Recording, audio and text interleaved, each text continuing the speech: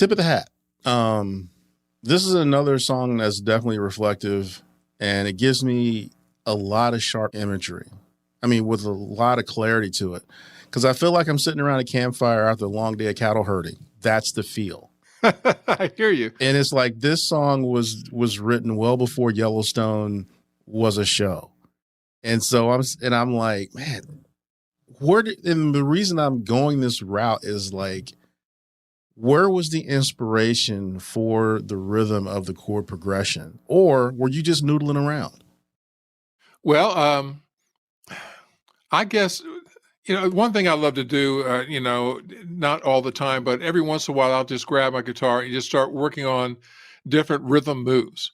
And that one just kind of came out of, I don't know where it came from, but I loved it when I first stumbled on it. And it was, I guess you could say it provided, I mean, the actual rhythm pattern wasn't locked down until I actually started phrasing the lyrics the way that I wanted to. And once that happened, it just locked in. It was perfect. It's also, I think it's a unique kind of rhythm, especially when the only music that you have going on is, an acoustic rhythm guitar and a viola. So it has to have a full sound, which of course that Guild F50 Jumbo, it gives a full sound. There's no doubt about it. And, the viola is the perfect complement to all of that. The two instruments sound absolutely wonderful together. So, yeah, I mean, that particular, being a rhythm guy, I'm really proud of that song because it does establish a rhythm part that is, I think, distinctive. It's genuine, and I think it's well recorded.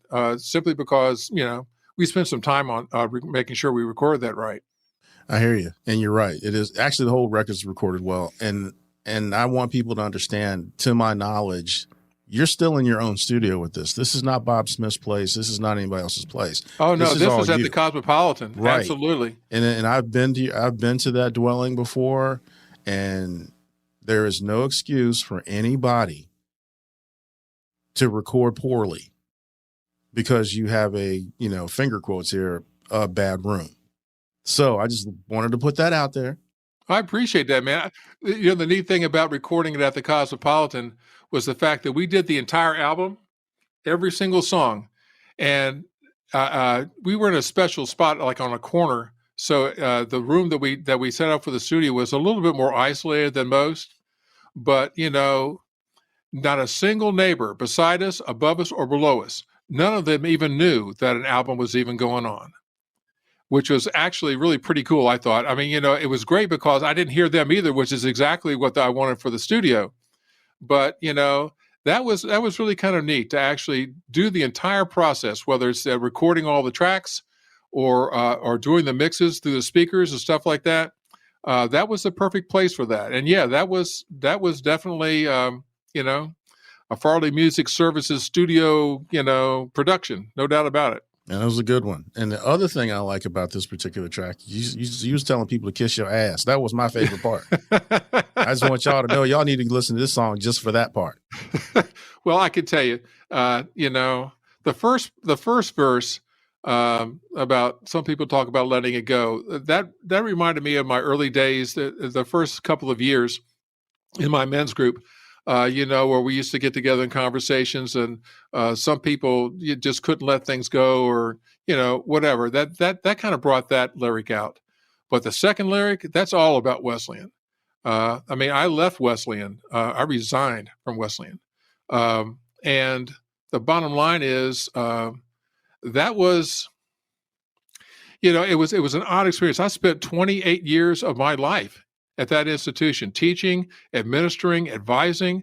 I was totally into that place, and it was good for me. I love the people that I worked with, the ones who mattered.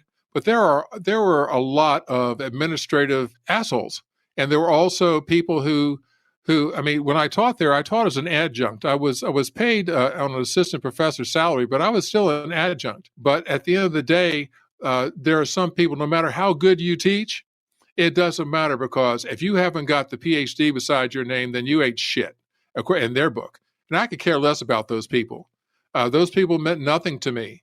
The people who actually engaged in conversation, who sat in on my classes, who knew that I was doing a good job and how good a teacher I was, bringing it from a public education situation. Those were the people that I loved the best. And those were the people who respected me the most because they knew, they saw it, and they heard my students talking about it in their classes. So they knew I was doing a good job. So the hell with the rest of them. So at the end of the day, I was sad to leave that place. But, that reflection on those particular moments, I said, this is something that's going to be said. I'm going to say it. I'm going to put it in the song, and I don't care what their response might be, because it's the truth. It's just the way things are. Yeah, you sure did. Kiss my ass. I was like, okay. Now that we got that out of the way. Yeah. Woo.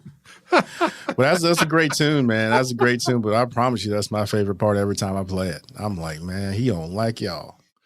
Well, I mean, I love the chorus part because there's so much truth in it.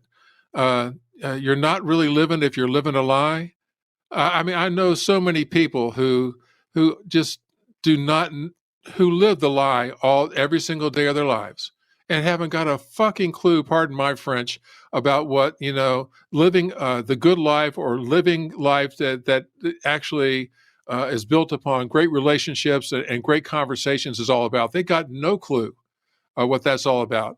And I try, to tell you the truth, I try and distance myself from those people because at the end of the day, I got a lot of really great stuff going on. I have my music, I got the podcast, I have my family, I have all these great things that are going on. And I don't need their crap and distraction, to get in the way of what I consider to be a good life, a still formative life, a still creative life, and a still productive life.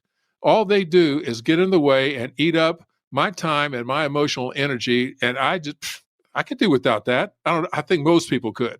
And so that's another reason why, you can't feel the breeze as the wind rushes by. I mean, they're not mindful of anything that is of any great importance or I guess you could say anything of great worth as far as living a good life is all about. I hear that. Sorry, I didn't mean to get on the soapbox, man, but I mean, that's just the way it is. Life is too short and time is too precious. Why waste it on people like that? It's just, it's a waste to do that. Truth. I cannot agree more. You bring out the soapbox in me, man. Hey, man, that's what I'm here for. That's why I exist, for your soapboxing. That's right.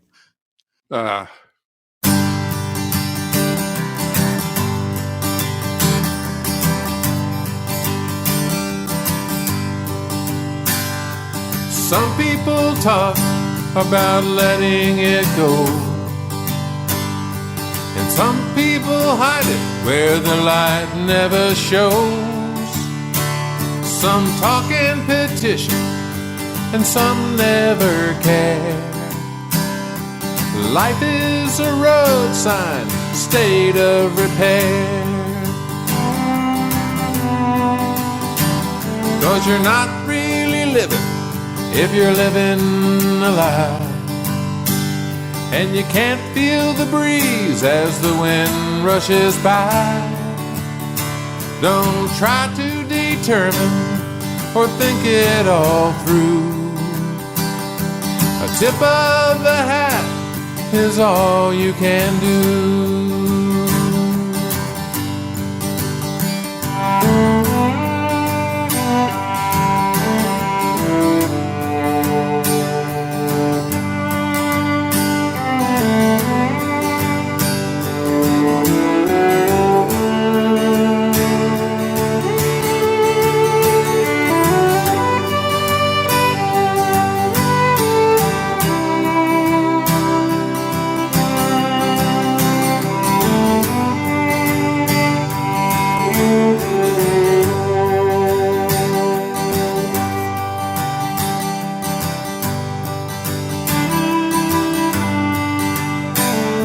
Spend my life teaching and sharing my mind. The best conversations you ever will find. Oh, some will dismiss you as less than you are, but the ones that embrace you are better by far.